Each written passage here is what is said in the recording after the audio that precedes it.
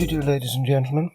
Once again, I'm outside, so there might be some noises off, for which I apologise. On the unique property site members section, the properties are either islands for sale or vineyards. It doesn't matter what they cost. You can always afford it. The secret is to know how. Well, this week I'll take you through a couple of examples of how I did something similar myself. I started in real estate with nothing. I don't say it's easy. You do have to have some ability to spot what is out there and how you can do a deal that will pay for itself. That's the secret in all of these things, to set up a deal that will pay for itself. Now, you do not borrow to buy anything that does not pay for itself. All borrowing deals require an equation where the equal sign at the end produces a positive number, which means the deal is going to pay for itself. If the deal does not pay for itself, then it's a lousy deal. Don't do it. It's as simple as that. Such a deal came up when I first reached my teens. I was just going on 13 when Mother decided she wanted to buy a large estate that was a couple of miles down the road. There's a picture of it. It was up for sale for the grand price of £15,000. I explain how we did this deal, or rather how we tried to do the deal, in my book Being Rich is Easy. I went about showing the local bank manager how we could buy the place despite the fact that we hadn't any money. The bank manager couldn't handle being told how it would work by a teenager. Unfortunately, that means we don't now own the place, otherwise we still would. But here is a modern version. I'm going to show you how it was possible to buy a Portuguese vineyard that was up for sale on the unique property website last year. I set this up myself, but in the end I decided not to do it because I thought I'm too old to run a business. So this is taken from that above quoted book, Being Rich is Easy. I start with a simple assumption. It's always possible to do deals with no money of your own. So let's assume you noticed an advertisement in the unique property website. Someone's selling a vineyard in Portugal. Let's assume you fancy buying a holiday home in the sun. Why not? Only an idiot or someone who has no idea how to get money working for themselves would look at the local estate agent websites and consider buying an apartment in a tourist zone. You could buy a nice 3-bed apartment, a mile or so back from the coast, on the outskirts of a village. Probably cost you €400,000. Or you could buy a similar-sized villa with a nice garden for about €600,000. That's the route you'd expect ordinary folks to take. However, I'm assuming you're made of sterner stuff. You know that all your financial deals must conform to the golden rule that every financial equation must end up with a positive number to the right of the equals sign. On its own, I admit that rule does not sound terribly exciting, but it's crucial to the way a smart person thinks. The deal from the estate agent would get you your desired holiday property, but you'd have to pay for it. Who'd want to do that? Rich people don't pay for things, they get other people to pay for them. Now, you need to start using the secrets of the rich. Get your money to do the heavy lifting. Better still, if you haven't got any money, get somebody else's money to do the work. What you want is a deal that would make you a financial profit. Buying a simple house or apartment will cost you money, and that cost will go on for decades, and will be making other people money. That's not the way to structure any financial deal that I would consider doing. What you will need to do is look at deals which fit the criteria we have already established. As you do more and more of these deals, you will begin to easily spot the ones that fit the parameters we need to observe. So, you spot this deal on the website, unique property website. Let me quote you exactly what I've put on the website, which is the deal we are going to look at. Actually, it's probably still up there somewhere. Not only with the intention of getting other people to pay for it, but in order for us to make a profit out of buying it. It's a vineyard for sale. The Peninsula de Setúbal, Portugal, that's immediately south of Lisbon. Price €850,000. A mere bagatelle to us, of course.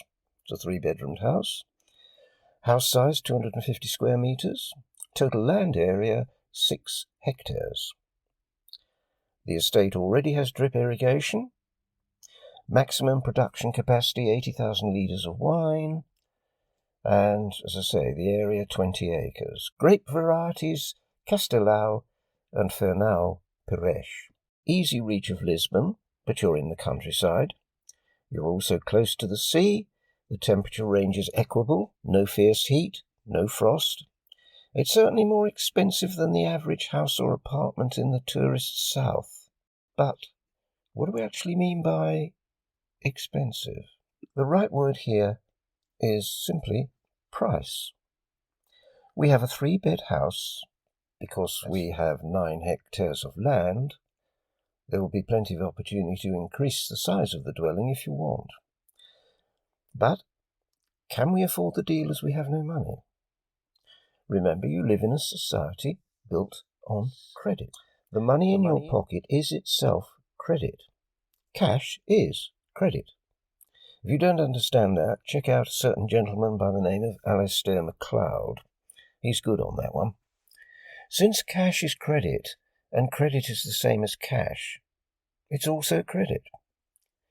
Increase your cash basis by using credit cash. But only if you're doing a deal that will bring in a profit. You never, never, never use credit cash to spend, only to make more money. In other words, you should always use credit to increase your credit. We can get 3 credit cards to give us most of the deposit for the above deal at 0% interest for 15 months. I know that, I've just checked it out. That gives us plenty of time to get the deal set up at no cost.